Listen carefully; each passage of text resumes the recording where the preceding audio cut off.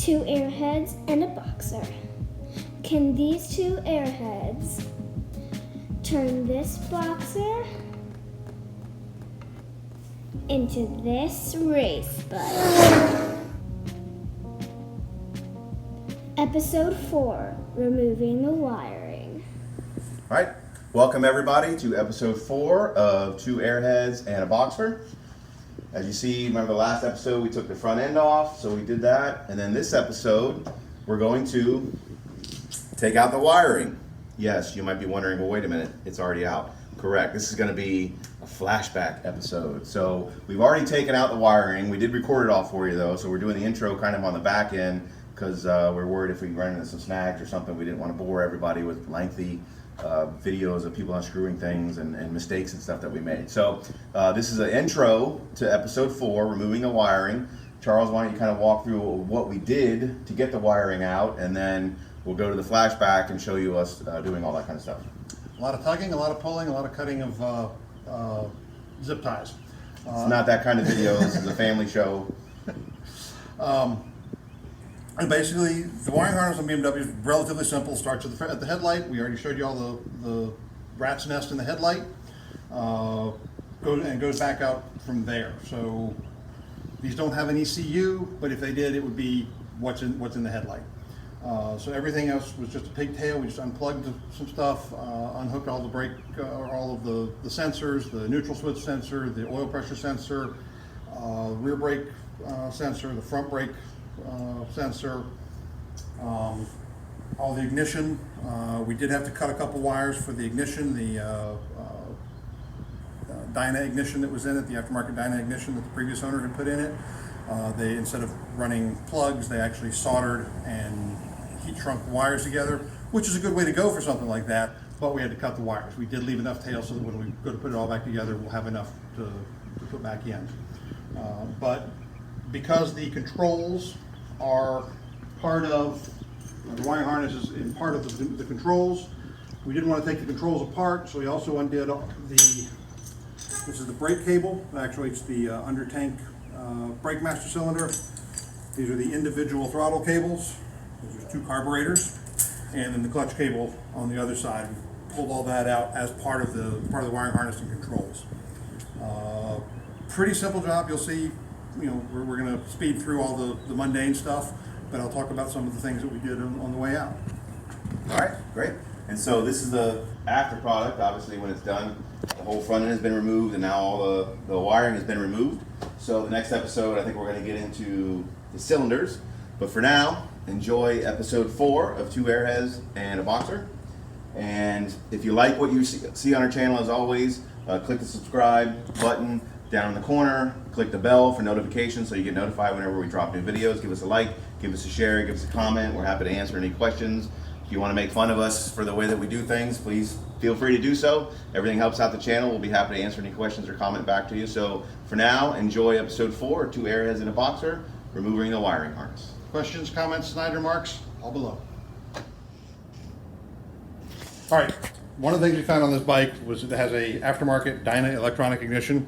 It's a common upgrade for these. It removes the points and condensers and all the stuff that goes wrong in the ignition, especially when it gets a little moist out.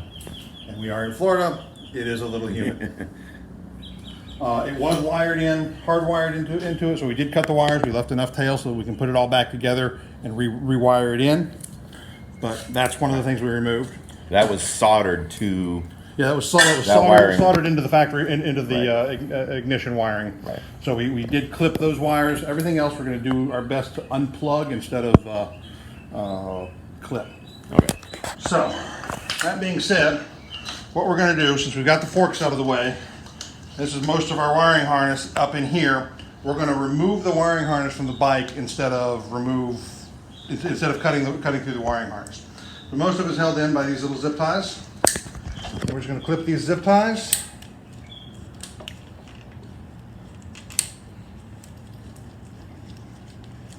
And start figuring out what's plugged in where, unplug it, and feed it back through so that everything comes out nice and easy. We've got an entire wiring harness so that when we go to start putting this back together as a race bike, any wiring that we need, we'll have the factory harness, we'll have the wiring diagram, we can pull that wiring out and figure out exactly where we want to put it. One of the things that we were discussing, since we're going to go with pod filters, we're probably going to do a cafe racer style top engine cover that eliminates the air intake on the side here. Gives a nice little slope down here. We saw someone else did a beautiful mod where they put a lot of their electrical wiring inside there, including having the ignition switch right here. Easy access, not up on the side of the headlight. Great for if you're racing that way. God forbid you go tumbling through the woods, through the weeds. The key doesn't fall out of the headlight.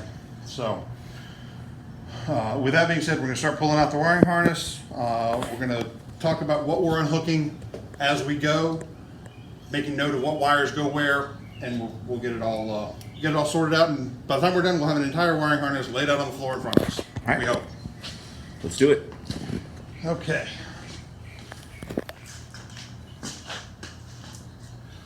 So we've got brake sensor. Actually, this is the brake light sensor. So when you hit the brakes, it actually creates there's a pressure in the master cylinder, triggers this sensor. So you got two wires leading to that, and that's what turns on your brake lights. And they are buried up underneath the triple clamp. There we go. Got those out. Work our way back. A couple plugs into I believe this is the flasher relay for your turn signals. Probably not going to need that when we're done. We are going to remove the flasher, which looks like a 4mm.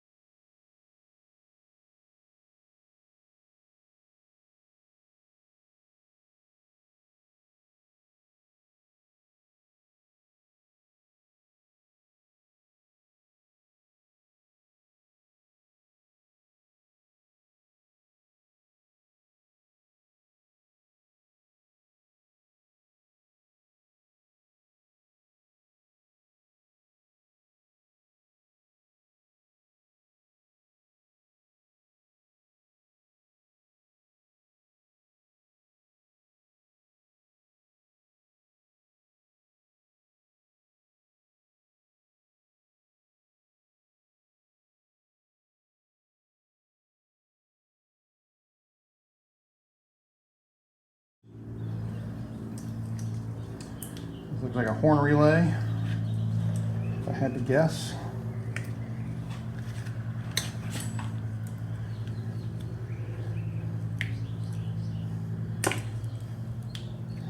One thing to note, on most modern vehicles, all these plugs, these relay plugs, would have a set plug where everything stays in place. This has to be manually wired every time you replace it. We may, in the process, rob some modern wiring harnesses that we can find and get some of these standardized plugs, because that is a standardized relay position, so we can get a plug that just plugs directly into, and all the wires are always in the right place. So if you ever have to replace the relay, it's simply unplug and plug back in, instead of remember which wire goes to terminal 79 and 42, etc. So as you can see, we're getting some of this wiring harness loose all the way back to here. We're going to have to feed the wiring harness out through the back of the rear subframe. That may take a little bit of work, but grounding straps. That's a bunch of grounds going to a common ground point. One of the most common gremlins to chase down on European vehicles that I've found in my time is ground straps. Suddenly several things don't work, and it's all because the ground has gone bad or come unhooked. So, along with all of the wiring, we've got the cables. We've got the tachometer cable, the speedometer cable, both of which go to the motor or the transmission. So they're snaked in through all of this. I got to be careful not to break any of that. We do want to have a tachometer. We do want to have a speedometer, especially if we put this thing on the road. We want to know just how fast our ticket is going to be for.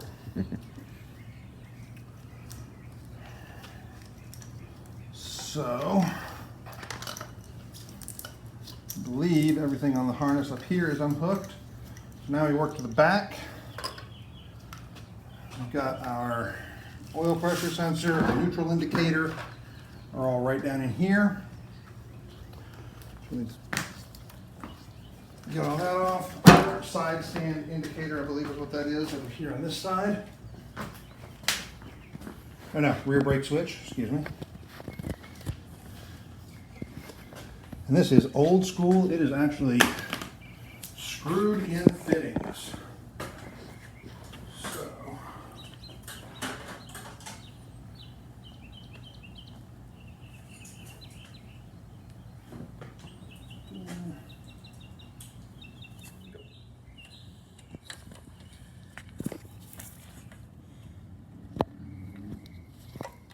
There's a really tiny little screw down there. two of them. Two of them. Instead of that- What wires are these? These are the rear brake light switch. Because this is a drum rear brake, it can't use a pressure switch like the front. So they actually wire it in. That is really old school wiring design. But we'll replace it with a plug, with a pigtail and a plug, so that when we go to put it back on, everything will function properly. Let's see, cut this. Based on the looks of things, it looks like the zip ties are newer than 1976. Most of them probably wouldn't have lasted this long. But let's go back over to the other side. We got a whole bunch of wiring plugs underneath the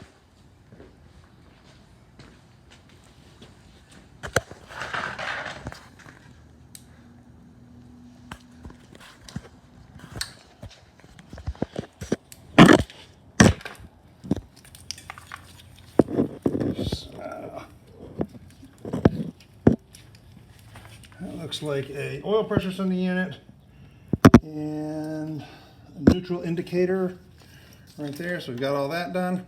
Let's remove the bag from the counterweight from the back. And now for the fun part. Theoretically, that should all just hopefully snake right through the frame.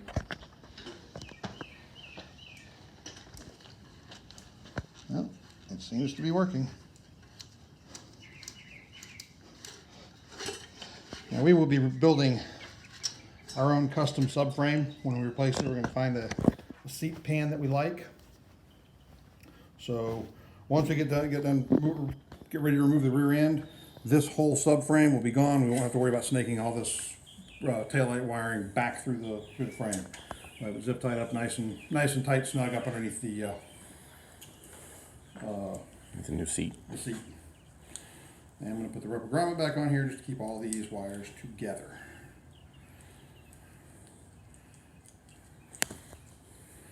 Okay, so we've got that. I believe that's put in here, and that's that.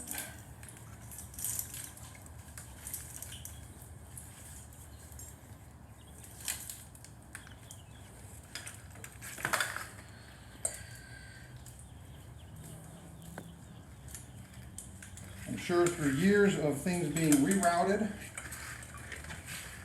we have quite a bit of wiring that is not factory original routing. So there's our entire wiring harness. Do need to disconnect the throttle cables and the clutch cable. Actually, the clutch cable is disconnected.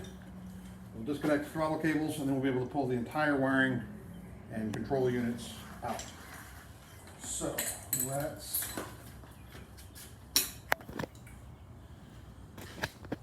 actually pop the carburetor off because that makes it easier to access. The throttle cables.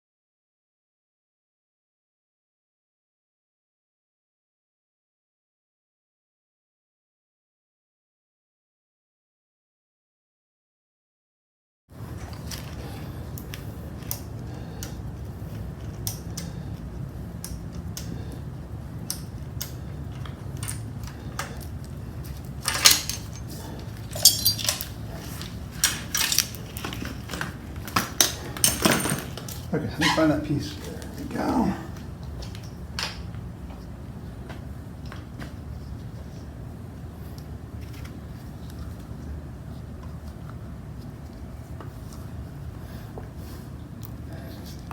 That was all in there.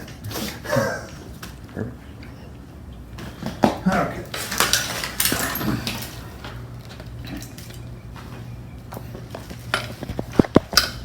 And there you have it. That is the full wiring harness removed. Along with throttle cables and clutch cable. And brake cable. See you next time.